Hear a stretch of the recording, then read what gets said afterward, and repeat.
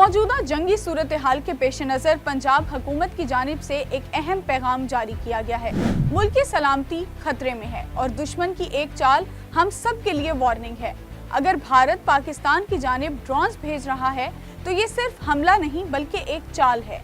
इसके पीछे क्या मकासद हैं? पाकिस्तानी एयर डिफेंस सिस्टम की लोकेशन का पता लगाना, अवाम में खौफ, सनसनी और अफवाहें फैलाना, चंद हजार डॉलर्स के सस्ते ड्रोन्स के जरिए महंगे इंटरसेप्टर मिसाइल्स को जाया करवाना, ज्यादा से ज्यादा ज़हनी इंतशार और नफ्सियाती दबाव पैदा करना।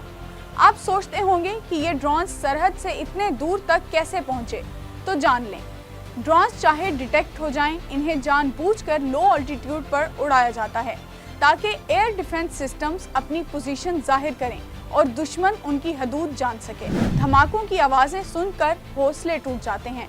फायरिंग की आवाज़ों को दुश्मन का हमला समझा जाता है, लेकिन हकीकत ये है कि हर धमाका दुश्मन का हमला नहीं होता और हर फायरिंग का मतलब दुश्मन की पेशकदमी नहीं होता।